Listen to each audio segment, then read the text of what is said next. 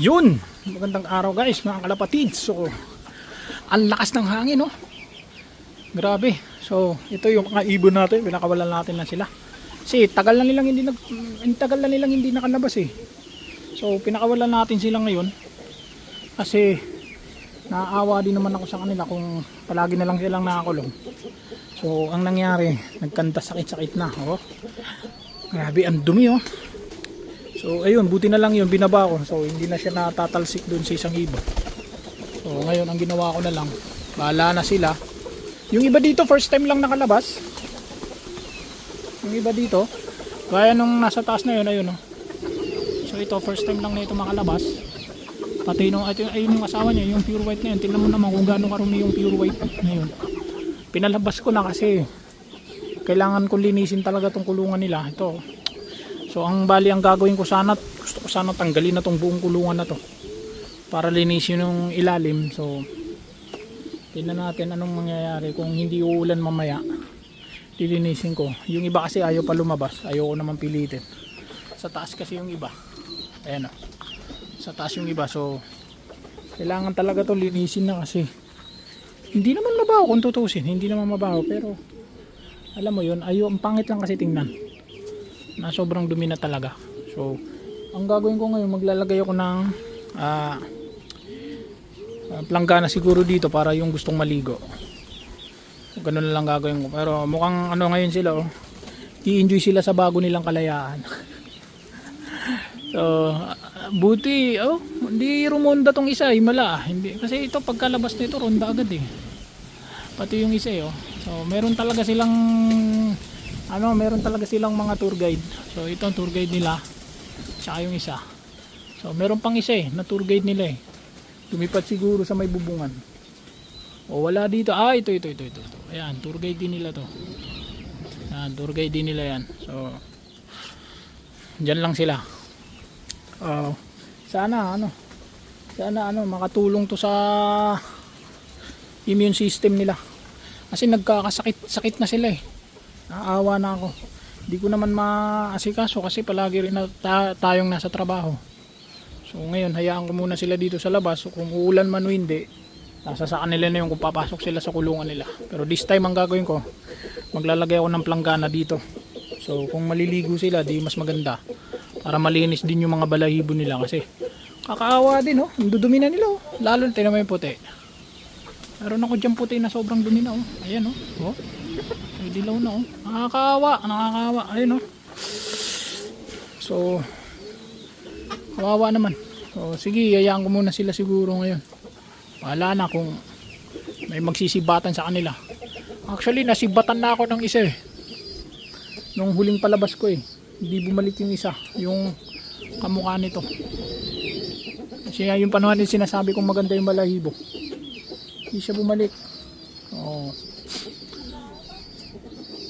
Ayan, so ayan, nagkan ko ng planggana para makaligo sila.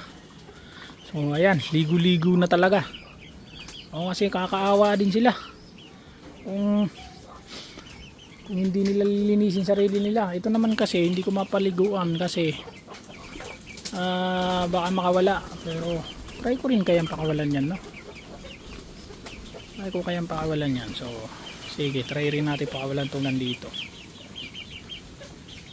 Ayun, so pinakawalan ko na rin yung dalawa yung nandito ang kulong. Ang sayang, walang sila dyan. Ang balak pa na ito lumipad. O parang ayaw pa niya ata maligo. Ligo ka na doon.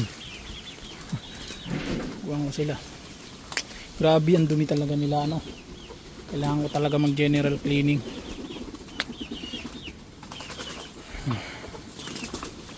Kailangan mag general cleaning talaga sila. Kailangan talaga mag general cleaning ako. Kasi grabe, oh. Grabe yung dumi ng kulungan. Grabe kasing bagyo to, hindi na hininto. Kaya, ayan, ang lakas pa ng hangin, oh. Kaya talagang ang hirap maglinis. Ito nga bantam ko, dyan ko na nilagay. Dahil kapag umakyat yung tubig, umaabot dito. So, kawawa naman tong bantam, nalulunod minsan. So, sige, ligo. para mamaya balik kulong ulit. Ligo-ligo lang sila. Ligo na yung iba habang may araw pa. Ganito lang sila ngayong araw. So siguro after nila maligo mga bandang hapon, kung hindi uulan mamayang hapon, tutuloy ko na yung paglilinis ko dyan sa kulungan na yan. Talagang kailangan ko na linisin yung kulungan na yan at sobrang dumi na. Ay dito mga to, gagamitan ko ng pressure water mamaya. So kailangan siguro matinding brush. Yan. So kasi kawawa din sila. Kawawa yung mga YB ang kawawa. Kasi yung mga matatanda, hindi naman yan matibay naman ang resistensya niya. Hindi sila basta kakapitan ng sakit. Ito nga, ang dumi na pero wala namang sobrang dumi na Ayun sobrang dumi na Ayan ito grabe naman dumi. So ngayon, hayaan ko sila mag self bath. Kasi yun ang maganda kasi mayroon kasing kalapati na ayaw maligo. Yun yung mga karamihan sa ganun, yun yung mga masasama ang pakiramdam. So mas maigi daw na kapag gusto mong paliguan ng kalapati, mas maigi na kung sakali lang i-force bath mo, siguro once a week or once a 2 weeks, ganun daw Tapos mas maigi daw na hayaan mo sila mag self bath kasi marunong naman sila maligo talaga, marunong sila maglinis sa sarili nila.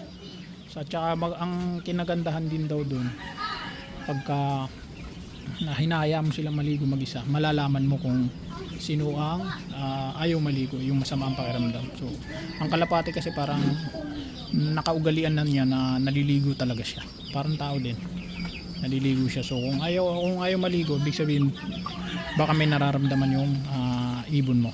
So yun lang naman, naririnig ko lang sa mga so hindi ko alam kung anong basihan nila sa ganun, pero na-share ko na lang din para sa ganun, kung meron man at least meron mang hindi nakakaalam, na-share ko na.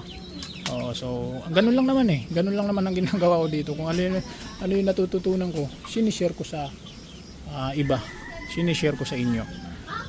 So hindi naman ako eksperto talaga, hindi po ako eksperto. Lagi ko naman po sinasabi yan na pagdating sa pagkakalapate, hindi po ako eksperto. So kung ano lang yung mga naririnig ko sa mga magagaling nating pansir, sinishare ko lang din. Ayan, so kakatapos na nila maligo, nagpapatuyo na sila. Buti ito, ang bilis na ito natuyo Iniwan ko lang kayo saglit, tuyo na agad kayo. So tingnan mo naman naging resulta. Ito mo nakuha na dumi na naipon galing sa kanila. So talagang ang dumi nung iba Ayan, parang gusto pa ata maligo na itong isa.